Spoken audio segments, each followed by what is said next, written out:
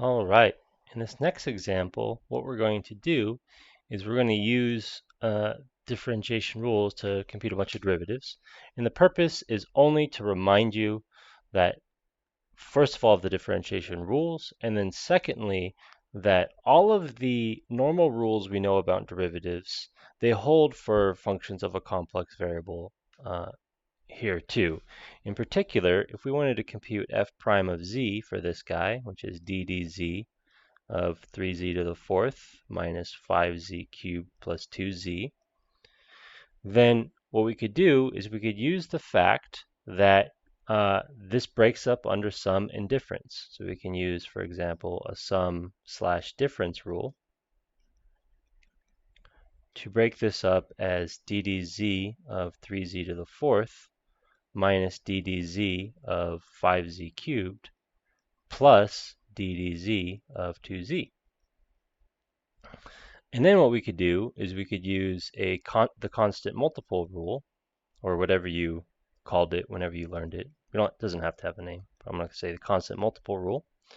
And we can pull out our constant multiples to the front of each of these monomial terms. So when we do that, we're going to get 3 d dz z to the fourth minus 5 d dz z cubed plus 2 d dz of z. And now we know that, well, we're going to use that the power rule holds. We saw that in the previous example, and in general it does hold. The power rule says we're going to bring down our 4 and decrease the 4 by 1 to 3. We're going to bring down our 3, decrease the 3 by 1 to 2, and then that just is going to give us a 1. So what do we get from this? We get 12z cubed minus 15z squared plus 2, and that is what f prime of z is for this particular function. Now, you know, if I had put an x here and I told you these were functions of the real variable, you wouldn't have done anything different. And that's going to be kind of our guiding light for computing derivatives. It's not always going to hold, but it's going to be the guiding principle. So let's do another one. We're going to look at f of z is z squared over 4z plus 1. And as you might imagine, the product rule and the quotient rule hold. So we're going to start by applying the quotient rule. And I'm going to be a little bit less careful this time, not labeling everything, but I'm sure you can. So the quotient rule says differentiate the numerator, multiply with the denominator, subtract the numerator times the derivative of the denominator, and then square the denominator. Same exact thing holds with complex functions of a complex variable too. And then we'll have our power rule. So that's 2z times 4z plus 1 minus z squared times 4 over 4z plus 1 squared. All right, and you know, usually I don't care about simplifying these, but this looks sufficiently easy to simplify that we'll do it. So we get 8z squared plus 2z minus 4z squared all over 4z plus 1 squared, which is 4z squared plus 2z all over 4z plus 1 squared. And here's our derivative. Again, this should not be new. It's just the quotient rule. It holds here too. We're going to do one more. This is the rule that usually students, I've found, really struggle with. So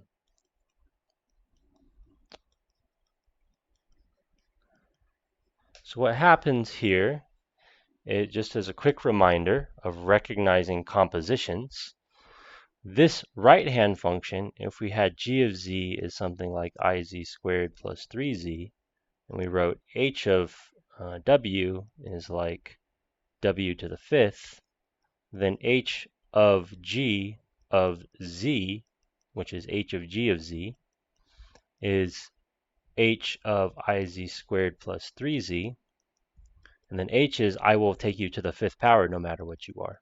So here's something that we have to raise to the fifth power. So my point is that this function is a composition. And in order to differentiate a composition, we need to use the chain rule. And if we apply the chain rule, we need to recognize the outer and the inner function. So in this on the right-hand side, h is the outer function, and g is the inner function. And the chain rule tells us we pretend like we just have the outer function. We pretend like we just have w to the fifth. And if we just have w to the fifth, then the derivative is going to be 5. The thing that we're pretending is just w to the fourth. But then we look and we say, hey, man, that's not a w. And we account for that not being a w by multiplying by the derivative of that guy.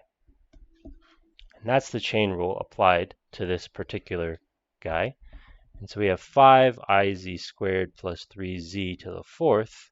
And then we differentiate this one. We differentiate I is just a number, so it's just a constant. So we're just going to get 2iz plus 3. And this is something that we don't need to simplify more. Okay, so the chain rule also still holds. The product rule holds, the quotient rule holds. All the normal differentiation rules hold in C as well.